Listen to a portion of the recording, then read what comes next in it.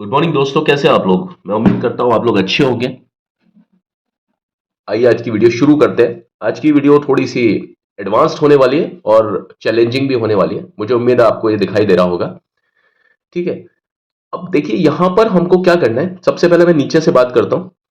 ये देखिए, ये मैंने कैटेगरी बनाई हुई है यहां पर। कॉमन नाउन में भी सिंगुलर और plural noun, proper noun, abstract noun and collective noun. अब हमें यहां पर यहां से लेकर के इसको यहां तक पढ़ना है और हमें कैटेगराइज करना है और समझते हुए कैटेगराइज करना है। ये नहीं कि सिर्फ मैं आपके सामने लिख दूं कि साहब ये है, ऐसा नहीं। मुझे आपके सामने कैटेगराइज करना है, समझाते हुए कैटेगराइज करना है। और जब तक मैं समझाते हुए कैटेगराइज नहीं करूंगा, तब तक आप समझ लीजिए इंग्लिश नहीं आ सकती है। ठीक है। तो हम शुरू करते हैं। If education really educates. अब देखिए, जहां जहां पर नाउन है वहां वहां पर मैं पॉइंट कर लेता हूं। एजुकेशन सेकंड नंबर पर आएगा आपका देयर विल इन टाइम। अब देखिए, विल के बाद में बी यहां पर लिखा हुआ है। ये इसी का एक रनिंग सेंटेंस है, लेकिन उसके बीच में ये आपका आ गया इन टाइम, ये एक एडवर्बियल आ गया। ये आपका एक एजुकेशन जो है, एजुकेशन के बाद में ये आपका नाउन है। ठीक है। जहां पर मैं राउंड लगा रहा हूं ना, वो नाउन नाउन है। B more and more citizens, ये नाउन है। जहां पर मैं ये लगा रहा हूं ना, ये इस तरह से ओवल शेप, वहां पर ये नाउन है। हु अंडरस्टैंड दैट रेलिक्स, ये नाउन है। ओल्ड वेस्ट, है ना, of the old west add meaning, ये देखिए ये यहां पर नाउन है। ठीक है। Meaning and value, add meaning, meaning भी यहां पर नाउन है। To the new youth,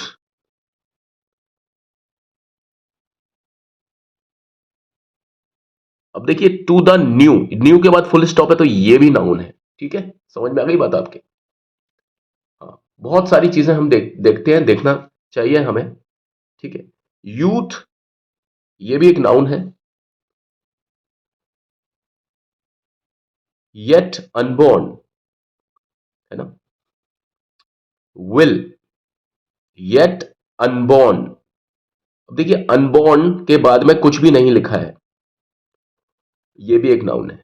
will be, will pull up the Missouri, ये देखिए ये भी एक नाउन है। लिविस, ये भी नाउन है। एंड क्लार्क, ये भी नाउन है। ये तीनों प्रॉपर नाउन है, right.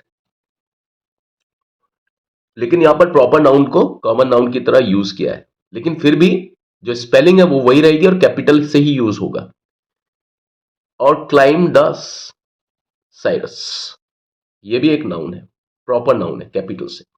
With James Capen Adams, ये पूरा का पूरा एक प्रॉपर नाउन है। ये इनके सरनेम है जेम्स कैपन एडम्स। ठीक है। ये नाम है और ये इसका सरनेम है, लेकिन सरनेम भी आपका नाम में ही इंक्लूडेड होता है, तो वो कौन सी चीज हो जाती है, वो होता है proper noun. And each generation, ये भी एक नाउन है। In turn will ask where is the big, where is the big white bear, big white bear, ये क्या है, ये भी नाउन है। It will be a sorry answer, a sorry answer, तो सॉरी आंसर पूरा का पूरा एक नाउन है, अ सॉरी आंसर। टू से ही वेंट अंडर वाइल कन्वर्सेशन, हाँ सॉरी, कंजर्वेशनिस्ट, है ना। ये दो शब्द हैं, बड़े कंफ्यूजिंग करते हैं, एक तो कन्वर्सेशन और एक होता है कंजर्वेशन। तो यहां पर ये है कंजर्वेशनिस्ट। ठीक है। यहां पर ये एक एक्टिविस्ट टाइप के हैं जो कि वरंट लुकिंग। अब देखेंगे हम कि यहां पर नाउन तो हमने देख लिए, लेकिन अब हमने नाउन की कैटेगरी को देखना है। इफ एजुकेशन, एजुकेशन क्या है, एक मिनट, आपको क्लियर नहीं दिख रहा होगा। हाँ, एजुकेशन क्या है, एजुकेशन को हम देखते हैं। एजुकेशन आएगा abstract noun, education, EDUCAT, education. Time, time भी आएगा आपका एब्स्ट्रैक्ट नाउन। वो मैं क्यों आएगा वो मैं बता रहा हूं आपको। मोर एंड मोर सिटीजन्स, ये आपका आएगा प्लूरल में, citizens. That the relics, relics भी आएगा आपका इसमें प्लूरल में। Old, the old add meaning, देखिए अगर the old west add meaning, the old west, अब देखिए वेस्ट लिखा हुआ है ना यहां पर, ठीक है, और उसके बाद में है वर्ब। तो ये जो वेस्ट है ना, ये यहां पर आपका एडजेक्टिव नहीं है, ये यहां पर नाउन है, क्योंकि नाउन ये मतलब अगर वेस्ट के बाद में अगर कुछ और लिखा होता तो वो नाउन हो जाता वो शब्द, लेकिन यहां पर वेस्ट पर बात खत्म हो गई है और उसके बाद में ये वर्ब चला दिया है इन्होंने, तो जो एडजेक्टिव है ना वो ही नाउन हो जाएगा यहां पर, ठीक है ना। तो यहां पर जो वेस्ट है ना, और ये कौन सा नाउन है वेस्ट, ये कौन सा नाउन है, ये आपका हो गया प्रॉपर नाउन, क्योंकि ये कैपिटल में है और ये प्रॉपर है, ये किसी खास तरह के लोगों की बात कर रहा है। एंड मीनिंग, मीनिंग जो है वो क्या है, मीनिंग आपको दिखाई देता है क्या, मीनिंग आपको, क्या मीनिंग की कोई शेप होती है क्या, नहीं होती है, तो आप क्या लिखोगे, मीनिंग यहां पर लिख दोगे, है ना। एंड वैल्यू, वैल्यू की भी कोई शेप नहीं होती, मूल्य जो होते हैं उनकी क्या शेप होती है, और मूल्य कितने तरह के मूल्य हो सकते हैं, मानव मानव मूल्य हो सकते हैं, किसी चीज का मूल्य हो सकता है, हमें कोई आइडिया नहीं होता। टू द न्यू यूथ, अब देखिए न्यू के बाद में फुल स्टॉप आ गया ये, ठीक है ना। तो न्यू जो है वो क्या है, न्यू, नया। अब जो नया है वो वैसे तो एडजेक्टिव है, लेकिन फुल स्टॉप आ गया उसके बाद में, तो एडजेक्टिव तो है नहीं, तो एडजेक्टिव इटसेल्फ बिकम्स नाउन। और कौन सा नाउन बनेगा ये, क्या नया हम देख सकते हैं क्या, नया देख सकते हैं क्या, और नया की कोई शेप होती है क्या, तो ये यहां आएगा न्यू। यूथ, यूथ जो है वो क्या है, यूथ भी आपका एब्स्ट्रैक्ट नाउन, क्योंकि एक कैटेगरी है, इसको हम देख नहीं सकते। यूथ मतलब उसकी शेप होती है क्या, कोई आदमी होता है, औरत होता है, लड़का होता है, लड़की होती है, उसकी कोई शेप होती है, उसका कोई आकार या आकृति होता है, ठीक है। कार का कोई आकार या आकृति होता है, ट्रैफिक का कोई आकार या आकृति होते हैं क्या, नहीं होता, ठीक है ना। तो हालांकि ट्रैफिक जो है वो क्या है, ये आप समझ सकते हो, है ना, वो आपका कलेक्टिव नाउन भी हो सकता है और कुछ लोग उसको एब्स्ट्रैक्ट नाउन भी मान सकते हैं, लेकिन वो कॉमन नाउन नहीं हो सकता। जनरेशन, अब देखिए यहां पर ये आ गया आपका, unborn will pole up the मिसोरे। देखो ये जो है ना, ये एक्चुअली किसी इंसान के नाम है, लुइस क्लार्क, है ना, मिसोरे, ये फेमस पर्सनैलिटीज के नाम है, लेकिन यहां पर फेमस पर्सनैलिटीज से पहले इसने दी दे दिया, इसका मतलब ये इन पर्सनैलिटीज का सिर्फ एक संकेत ले रहे हैं यहां पर, यानी उनको एक सिंबलिक प्रेजेंट कर रहे हैं। जैसे हम बोलते हैं ना कि हमारे देश में बहुत सारे गांधियों की जरूरत है, हमारे देश में भगत सिंहों, हमारे देश में बहुत सारे भगत सिंह की जरूरत है, बहुत सारे सुभाष चंद्र बोस की जरूरत है। तो यहां पर हम सुभाष चंद्र का नाम लेकर के भी हम जिक्र सुभाष चंद्र बोस का नहीं कर रहे हैं, हम यहां पर हमारे देश के जो युवक हैं उनको बता रहे हैं कि भाई हमें उनके जैसा बनना है, कैसा, सुभाष चंद्र बोस की तरह, हमें भगत सिंह की तरह या गांधी की तरह, अंबेडकर की तरह, साहब की तरह, जवाहरलाल नेहरू साहब की तरह, या जो भी हैं हमारे मोदी साहब की तरह, अमित शाह जी की तरह, उस तरीके से जो मतलब ये जितने भी लाइमलाइट में जो लोग हैं उनकी बात मैं बता रहा हूं। और क्लाइम द साइरस, अब देखिए ये जो है ये सारे नाम हैं या ये सरनेम्स है, लेकिन उनसे पहले डी आ गया ना, तो इसका मतलब क्या है कि ये अपील की जा रही है कि भाई ये जो है ना, ये इस तरह से एक नहीं बहुत सारे लोग होने चाहिए, with James Capen Adams and each generation. अब ये देखिए ये जो नाम है ना आपके, ये सारे जो नाम हैं, ये हालांकि ये सरनेम तो हैं, आप समझिए सारे सरनेम्स हैं। मिसोरी एक सरनेम है, द लुइस, विथ लुइस ये भी एक सरनेम है, ठीक है, ठीक है ना। एंड क्लार्क ये भी सरनेम है, लेकिन ये क्या सिंबल की तरह यूज किया गया है, इन सब सरनेम्स को सिंबल की तरह ही यूज किया गया है। तो ये जो है ना, ये अब देखिए जब हम इनको सिंबल की तरह यूज करेंगे तो ये किस में आएंगे, ये आपका, अगर इनको सिंबल की तरह यूज नहीं करेंगे हम, ये अगर वास्तव में अगर यही इंसानों को खड़ा कर दिया जाए जिनके नाम है, तो ये किस में चले जाएंगे, ये चले जाएंगे आपके प्रॉपर नाउन में चले जाएंगे। और अगर हम इनको सिंबल की तरह यूज करते हैं, सिर्फ हम संकेत की तरह यूज कर सकते हैं, सिर्फ हम इनको एक एक एक होता है चिन्ह की तरह यूज कर सकते हैं। तो जो चिन्ह है, और हम अपील ये करते हैं कि सभी लोग इनकी तरह बन जाए मान लीजिए, तो वहां पर ये एब्स्ट्रैक्ट की तरह यूज हो जाएंगे ये जितने भी नाम। तो अंग्रेजी मैंने क्या बोला आपको, संदर्भों पे चलती है, वैसे नहीं चलती है कि आप उसका वर्ड मीनिंग देखें और आपको इंग्लिश समझ में आ जाए। आपको संदर्भों में जाना पड़ता है, घुसना पड़ता है। ईच जनरेशन, अब देखिए जनरेशन भी क्या है, जनरेशन क्या चीज है, कॉम्बिनेशन है। तो क्या हो गया ये जनरेशन, जनरेशन एक कॉम्बिनेशन है। आप एक एक करके इंसानों को ये नहीं कह सकते हो जनरेशन, जनरेशन मतलब पूरा एक ग्रुप हमें समझ में आता है। In turn will ask where is the big white bear, where is the big white bear, bear क्या है यहां पर, ये एक भालू की बात होगी।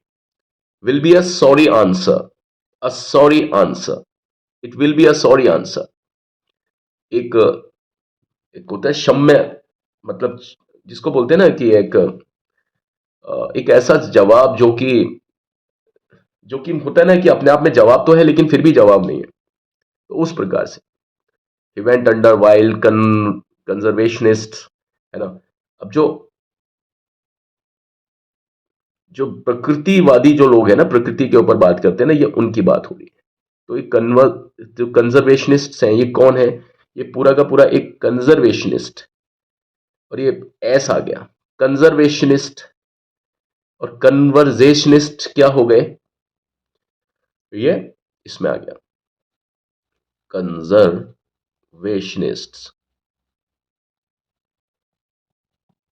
ठीक है, अब आप देखेंगे यहां पर ये आपका आ गया एजुकेशन। यहां पर एजुकेशन का कोई आकार या आकृति नहीं होता, तो किस में जाएगा, ये एब्स्ट्रैक्ट नाउन में जाएगा। और ये यहां पर ये सब्जेक्ट की तरह यूज हुआ है। रियली एजुकेट्स, ये आपका हो गया आपका एडवर्ब, ये आपका हो गया वर्ब, ये हो गया देयर, देयर विल और बी, ये दोनों के दोनों ये वर्ब हैं। इन हो गया आपका प्रेपोजिशन, ये आपका हो गया टाइम जो है वो क्या है, ये एब्स्ट्रैक्ट है। टाइम का कोई शेप या कोई साइज नहीं होता, आकार या आकृति नहीं होता, ठीक है, होता या होती, ठीक है। तो ये यहां जाएंगे। B more and more citizen, citizen जो है वो यहां पे आ जाएंगे, क्योंकि हम जो सिटीजन हैं, नागरिक हैं, सिटीजन या सिटीजन्स, उसको हम प्लूरल या सिंगुलर करके देख सकते हैं, ठीक है ना। हम उनको अलग अलग भी कर सकते हैं। हमारे हमारे हमारे जैसे राज्य के सिटीजन है और दूसरे राज्य के सिटीजन है, तो हमारे सिटीजन, उनके सिटीजन दोनों को मिलाकर हम सिटीजन्स बोल सकते हैं। अलग अलग राष्ट्रों के लोगों को हम पीपल्स भी बोल सकते हैं, सिटीजन्स भी बोल सकते हैं, और एक राष्ट्र के या एक जगह के लोगों को हम सिटीजन या पीपल भी बोल सकते हैं। तो जहां पर प्लूरल और सिंगुलर वाली चीज आ जाती है ना, तो हम प्लूरलाइज इस तरह से कर देते हैं उसको। अब रेलिक्स, रेलिक्स वो चीज होती है कि जो हमें बुजुर्गों से जो उनकी तरफ से जो निशानियां मिलती हैं और जो हमें विरासत में जो चीजें मिलती है ना, ये उनको बोलते हैं, ठीक है। तो रेलिक्स, विरासत में मिली हुई जो चीजें होती है ना, उनको हम बोलेंगे रेलिक्स, राइट। तो रेलिक और रेलिक्स, अब देखिए रेलिक्स जो है ना, अगर रेलिक्स का भी यह है कि रेलिक को भी मैं यहां पर भी जोड़ सकता हूं और रेलिक्स को यहां पर भी जोड़ सकता हूं मैं, RELICS, क्योंकि रेलिक, अगर कोई चीज आपको दे रहे हैं घर वाले, ठीक है, कोई चीज अगर आपको घर वाले दे रहे हैं जो कि आपके दादा परदादा ने दी थी, ठीक है, और आपके हाथ में थमा दी वो चीज, तो वो आपके लिए क्या बनेगा, वो आप उसको देख सकते हैं, देख सकते हैं।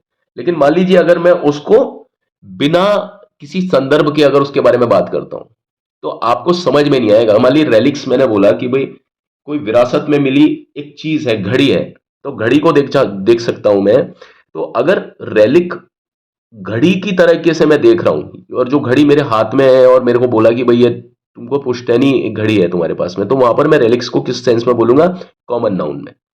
कॉमन नाउन में भी रेलिक्स है, ठीक है, एक दो घड़ियां मिली हैं घड़ी के साथ में एक चीज, तो वो proper noun, sorry plural noun हो जाएगा। और अगर एक ही वो चीज होगी, एक सिर्फ घड़ी ही मिली होगी, तो मैं उसको लिखूंगा रेलिक।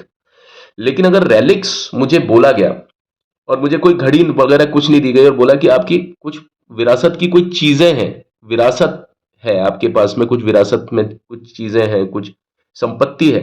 अब आप देखिए जहां रेलिक्स प्रॉपर्टी की तरह से यूज होती है ना, जहां पर उसका कोई नाम नहीं होता ना, वहां पर रेलिक्स को हम एब्स्ट्रैक्ट नाउन में भी लगा सकते हैं। ये डिपेंड करता है कि वो किस तरीके से यूज हुआ है। अब देखिए यहां पर मैंने इन लोगों के ही ये कथन उठाए हैं जो कि विदेशी हैं, तो इन लोगों के अंग्रेजी लिखने का तरीका आप देखिए, ये मूलतः अंग्रेज लोग हैं जो कि अपनी भाषा को इस तरीके से देते हैं। और ये भाषा मैंने आपको इसलिए उठाई है, क्यों? क्योंकि भाषा की जो आत्मा है ना वो कभी जानी नहीं चाहिए। अभी मैं आपको शेर चीता भालू की अगर मैं कोई कहानी बता देता तो आप उन कहानियों में अटके रहते और आपको लगता है कि अंग्रेजी यही है और इतनी ही आसान है, लेकिन नहीं। इंग्लिश जो है ना वो वास्तव में अलग अलग व्यक्ति द्वारा अलग अलग तरीके से प्रेजेंट की जाती है। भाषा डिक्शनरी में मत देखिए, आप कई बार व्याकरण में मत देखिए, हाँ आप उनको पढ़िए, आप वहां से ज्ञान लीजिए, लेकिन हर मीनिंग, हर शब्द का जो मीनिंग है ना वो बदल जाता है संदर्भ के हिसाब से। क्या जिक्र है, क्या बात चल रही है, किस चीज का क्या अभिप्राय लिया जा रहा है, राइटर क्या है, सब्जेक्ट क्या लिया है, उस हिसाब से जो शब्दों के जो मायने होते हैं ना, शब्दों के जो मीनिंग होते हैं ना वो उस तरीके से तय होते हैं। तो मैं ये तय किए हुए जो मीनिंग है ना उसके हिसाब से मैं आपको बताने की कोशिश कर रहा हूं। अगर मैं आपको बताऊं तो ये वीडियो इतना लंबा ना हो, क्योंकि मैं जो शब्द देखूं ना तो मुझे मालूम है कि ये शब्द क्या है, ये क्या है, लेकिन ये क्या है और ये रियल में क्या है, ये क्या हो सकता है और यहां पर ये क्या है, मैं आपको उस तरीके से बताने की कोशिश कर रहा हूं ताकि आपको इंग्लिश में किसी तरह की कोई धोखेबाजी का अनुभव ना हो। ठीक है, तो ये आपने देख लिया आज। जनरेशन, जनरेशन कलेक्टिव नाउन है। ठीक है, in turn will ask there will be big white bear, where is the big white bear, I will be a sorry answer. Sorry answer मतलब ये एक फ्रेज है, ये फ्रेज है। और जब कोई फ्रेज होता है तो ये क्या है, एक कॉमन नाउन भी हो सकता है और ये एब्स्ट्रैक्ट नाउन भी हो सकता है, क्योंकि एक ऐसी चीज जिसकी आपके दिमाग में कोई शेप ही नहीं बन रही है ना। तो आप देखिए कि जब बात किसी फिलोसॉफिकल अंदाज में जाती है ना, जब बात किसी, क्या कह रहा हूं मैं उसको, दार्शनिक अंदाज में जाती है ना, तो जो शब्दों के जो मायने होते हैं ना, शब्दों के जो मीनिंग होते हैं ना, उनके संदर्भ के हिसाब से बदल जाते हैं और उनकी कैटेगरी भी बदल जाती है। जरूरी नहीं है कि यहां पर जो आपको कॉमन नाउन दिख रहा हो वो कॉमन नाउन की तरह ही यूज हो रहा हो सकता है वो ज्यादातर कॉमन नाउन और इस तरह से आपके एब्स्ट्रैक्ट नाउन में चले जाते हैं। जब मीनिंग, जब आपके कैसे फिलोसॉफिकल मीनिंग हो जाता है ना, तो ज्यादातर जो शब्द होते हैं ना वो आपके एब्स्ट्रैक्ट नाउन कैटेगरी को जाके के टच करते हैं। ठीक है, तो ये मैंने आपको समझाया, ये मैंने आपको बताया कैटेगरी करके। आप इसमें देखिए कि आपको ये चीजें क्या नजर आ रही है जो मैंने आपको बताने की कोशिश की है। एक है ना तारक मेहता का उल्टा चश्मा, तो उसके नजरिए से आप अगर इंग्लिश देखो, मतलब हास्य को देखोगे, तो हास्य की परिभाषा ही आपके लिए बिल्कुल डिफरेंट हो जाएगी। मैं भाषा में बदलने के लिए कुछ नहीं आया हूं, लेकिन मैं आपको ये बता रहा हूं कि क्यों गलतियां होती हैं हमसे समझते समय, सीखते समय। जैसे मान लीजिए ये एक सिर्फ नाउन का ही एक मैं स्टडी नहीं कर रहा हूं, ये यहां पर सारे नाउन लिखे हुए हैं, ये बात सही है, लेकिन इसमें एक चीज आप पकड़ पा रहे हैं कि जब हम अनसीन पैसेज को, जब हम मतलब अटेम्प्ट करते हैं एग्जाम में, चाहे वो कॉम्पिटेटिव एग्जामिनेशन हो, आईएएस हो, आपके एसएससी हो, चाहे कोई भी कॉम्पिटेटिव एग्जामिनेशन कोई भी हो सकता है, जुडिशरी का कोई पेपर हो, वहां पर भी बच्चों को ये प्रॉब्लम्स आती है, क्योंकि बच्चे क्या है कि सिर्फ वर्ड मीनिंग को देख करके आते हैं और वो वर्ड मीनिंग के हिसाब से अंदाजा लगाते हैं, लेकिन ऐसा नहीं है। वर्ड मीनिंग के हिसाब से अगर पैसेज को क्रैक करना हो तो बड़ा आसान हो जाएगा। हाँ, छोटी क्लासेस में वर्ड मीनिंग के हिसाब से पैसेज जाते हैं, लेकिन जब आपका स्टैंडर्ड बढ़ जाता है और खास तौर पर जब एकेडमिक्स में जब आप बहुत बड़े स्टैंडर्ड पर होते हैं, 12th में, 11th में, बड़े स्कूल्स में, आईसीएसई बोर्ड में, या जो विदेशों में जो जिस तरीके से पढ़ाया जाता है, या कॉम्पिटिटिव वर्ल्ड में जो जिनका मैंने नाम लिया, एसएससी, आईबीपीएस, बैंक पीओ, आपका सिविल सर्विसेज, आपका जुडिशरी सर्विसेज, आपका जीआरई, और ये इनमें इस टाइप के क्वेश्चंस आते हैं और इस तरह से आता है, जैसे क्लैट में, सीयूएटी में, ये इस टाइप के फ्रेजेस, मतलब चीजों का यूज करते हैं। तो आपको भाषा को समझना है उसकी आत्मा के साथ में, उसकी आत्मा के साथ में पकड़ना है इन चीजों को। सिर्फ शब्दों का मीनिंग कैरी करके आप कुछ भी हासिल नहीं कर सकते हो। आपने देखा ना, आप सिर्फ मीनिंग ही हासिल, ऐसा नहीं है कि इनका मीनिंग भी समझ में नहीं आएगा जब तक आप इसकी गहराई में नहीं उतरोगे। मीनिंग की बात छोड़िए, आप शब्दों के जो उनके अर्थ है ना वो भी, मतलब कैटेगरी ही आपकी लूज हो जाएगी। आपको ये तो पता पड़ेगा कि भाई ये जो है नाउन है, लेकिन कौन सी कैटेगरी चलेगी ये पता नहीं पड़ेगा। तो आप जब इनको जब गहराई से देखते हो ना तो आपको समझ में आ जाता है सब कुछ। ठीक है। एक बार हम इसका मीनिंग देखते हैं। इफ एजुकेशन रियली एजुकेट्स, अगर एजुकेशन यानी अगर शिक्षा वास्तव में ही एजुकेट करती है, there will be more and more citizens in time. अगर शिक्षा वास्तव में ही शिक्षित करती है तो there will be more and more citizens who understand that relics होता। तो अगर ऐसा होता वास्तव में तो क्या होता, ज्यादा से ज्यादा जो नागरिक होते है ना, वो क्या करते, अंडरस्टैंड, वो इस बात को समझते that relics of the old west add meaning and value to the new. वो इस बात को समझते हैं कि हमारे जो पुराने जो जो जो धरोहर है, जो विरासत है, रिलिक्स है ना, वो हमारी जो नए जो वैल्यूज है ना उनमें ऐड करती है, उनमें कुछ जोड़ती है। Youth youth yet unborn will pull up the Missouri with Lewis and Clark or climb the Cyrus with James Capon Adams। तो यहां पर उन्होंने कुछ ऐसे लोगों के नाम लिए हैं जो कि मिसोरी, लुइस, ये लोग पुराने हैं, पुरानों के साथ में नए लोगों का जो कॉम्बिनेशन है ना, कॉम्बिनेशन है। अगर मतलब लोग वास्तव में ही समझदार होते तो वो लोगों को और उनकी आइडियोलॉजीज को अलग अलग करके नहीं देखते। वो आजकल वाले जो लोग जो बोल रहे हैं, जो न्यू जनरेशन और पुराने वाले लोग हैं ना, उनकी बातों को दोनों को ऐड करके बोलते, उनको कोलैबोरेट करके बोलते, ना कि उनके इफेक्ट को मतलब एनाल करके देखते या कैंसिल करके देखते कि भाई पुराना आदमी है, पुराने आदमी ने क्या कहा है, वो पुराने लोग तो खराब होते हैं, पुराना आदमी तो सही नहीं होते हैं, है ना। हमें नई जनरेशन, नई लोगों की बात को समझना चाहिए। ये न्यू जनरेशन के ऊपर एक कटाक्ष बताया है इन्होंने कि जो नई जनरेशन है वो क्या करती है, वो पुरानी जनरेशन को बेवकूफ समझती है। लेकिन ऐसा नहीं होना चाहिए, क्योंकि अनुभव तो उन लोगों ने भी लिया था, क्योंकि वो भी पृथ्वी के ही बाशिंदे थे, उन्होंने भी पृथ्वी में ही रहे थे। और जो चीजें आजकल वाले लोगों को महसूस होती है आज नई जनरेशन को, वो पुरानी जनरेशन वालों को भी महसूस होती थी, उससे पुरानी वाली जनरेशन को भी महसूस होती थी। तो जो महसूसियत है, जो चीजों को जो समझा जाना, किसी भी इंसान ने, स्कॉलर्स ने जब जब इस दुनिया में इन्होंने जन्म लिया, तो सभी स्कॉलर्स ने किसी भी एक विषय के बारे में एक जैसी बातों को ही समझा, एक जैसी चीजों को ही जाना। मैं आपके सामने एक एग्जांपल देता हूं। मान लीजिए कोई आपके सामने चैप्टर रख देता है कोई, और 1000 बच्चों को वो चैप्टर पढ़ाए और बोले कि इनमें इंपॉर्टेंट क्वेश्चंस क्या होंगे, तो सारे 1000 जो लोग होंगे ना, अच्छे अगर स्टूडेंट है ना वो, तो सभी लोग इंपॉर्टेंट क्वेश्चंस एक जैसे ही निकालेंगे उसमें से कि भाई ये ही इंपॉर्टेंट है, ये इंपॉर्टेंट, और सबके इंपॉर्टेंट आप देख लीजिए एक ही इंपॉर्टेंट होगी। ऐसा नहीं है कि कोई अनइंपॉर्टेंट चीज को निकाल देंगे सारे लोग, नहीं, इंपॉर्टेंट चीज एक सब्जेक्ट से जुड़ी हुई एक जैसी ही होती है सबके द्वारा भी, और वही चीज है। तो अगर इन्वायरमेंट की बात हो रही है, तो जो पुराने लोग जो महसूस करते थे ये सब चीजों के बारे में, एनवायरनमेंट के और एजुकेशन के बारे में, जो भी है, जो ये चीज बता रहे हैं, है ना, यहां पर बात किसकी हो रही है, प्रकृति के बारे में ही बात हो रही है। तो जो आजकल वाले जो लोग हैं ना, वो अपनी सोच के साथ हैं, और पुरानी लोग पुरानी सोच के साथ थे। लेकिन आजकल वाले जो लोग हैं, जो नए लोग हैं, वो पुराने लोगों को मतलब उनकी बातों को अपने अंदर समाहित नहीं करते हैं। वो सोचते हैं कि पुराने लोग अलग थे और हम लोग अलग हैं, पुराने लोगों की सोच डिफरेंट थी, हमारी डिफरेंट। अरे नहीं भैया, डिफरेंट नहीं थी, एक ही सोच है। आप सोचो तो सही कि आप उनको अगर जोड़ते हो ना तो एक और एक 11 हो जाओगे, इस तरीके से बात है।